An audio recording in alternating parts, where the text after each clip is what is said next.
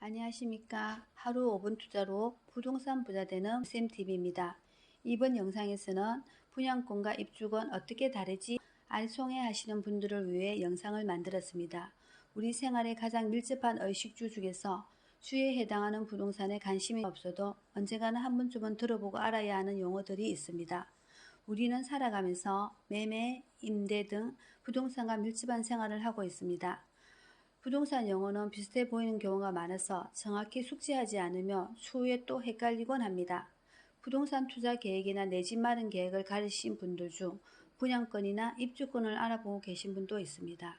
그런데 입주권과 분양권의 차이가 아리송하실 수 있습니다.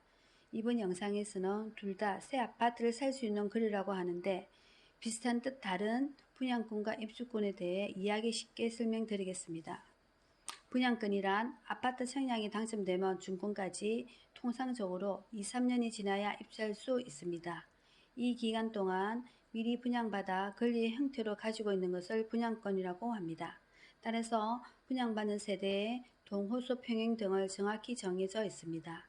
잔금 납부 후 등기를 하거나 사용하게 될 때 분양권이 주택으로 바뀌게 됩니다. 반면 딱지 또는 특별 분양권이라 불리는 입주권은 정부 주도의 도시계획사업, 택지개발사업, 도시개발사업 등으로 주택이 철거되는 소유주에게 주어지는 것입니다. 따라서 동호수 평형 등에 정해지지 않는 상태에서 단순히 아파트를 공급받을 수 있는 권리를 말합니다. 언제 몇 평의 아파트를 받을 수 있는지는 알 수가 없습니다. 가장 단순한 차이점은 청약 당첨되면 분양권, 조합원이면 입주권입니다. 분양권과 입주권의 차이를 더 자세히 설명드리며 발생 시기로 비교해보면 분양권은 일반 주택 소유자가 건설회사와 분양계획을 맺고 분양가의 10에서 20%의 계약금을 지불하면 얻을 수 있습니다.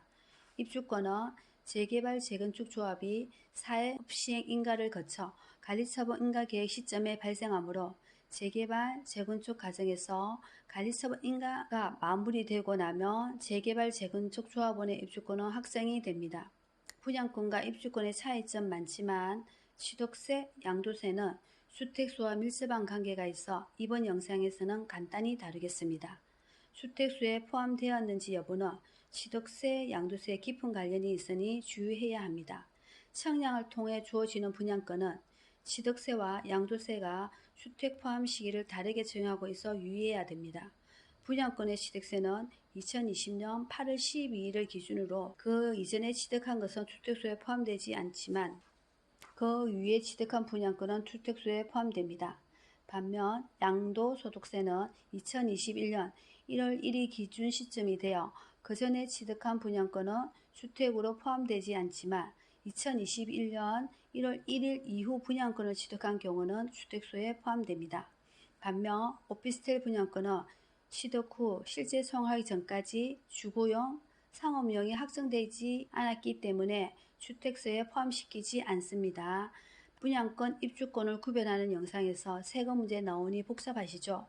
정부 시책에 따라 수시로 변하기 때문에 여기서는 부동산 세금 문제는 더 이상 다루지 않고 분양권과 입주권의 세금에 대한 내용은 추가적으로 자세한 영상을 만들어 올리겠습니다. 다시 한번 간략히 분양권과 입주권의 차이를 설명드리며 모두 전체적인 틀 안에서 보면 새 집에 들어가게 될 권리라고 크게 볼 수 있습니다. 입주권이라 재개발, 재건축 등 조합원이 새 주택을 입주할 수 있는 권리입니다. 조합원은 주택이 들었을 토지에 살고 있는 주인이기 때문에 분양하는 금액보다는 저렴한 가격으로 집을 매입할 수 있고 여기에 추가적인 혜택을 더 받을 수 있답니다. 그리고 관리처분 인가 시점에 이사를 가야 할 때도 이주비 지급 등을 다양한 혜택을 받을 수 있다는 장점이 있습니다. 또한 조합에 따라 차이가 있기는 하지만 조합원에게는 학장비 무료와 빌트인 가전제품 등의 무상 제공의 혜택도 있습니다. 한마디로 개발 사업에 있어서 원주민들이 주택을 받을 수 있는 권리를 입주권이라고 합니다. 분양권이란 재개발, 재건축 등으로 새로운 주택이 지어지곤 합니다.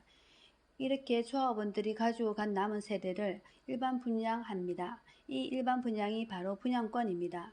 예를 들어 우리가 청약홈에 들어가서 아파트 분양하는 것을 보고 입주자 모집 공고를 보며 총 1000세대 중 300세대 일반 분양 이런 문구가 있을 것입니다.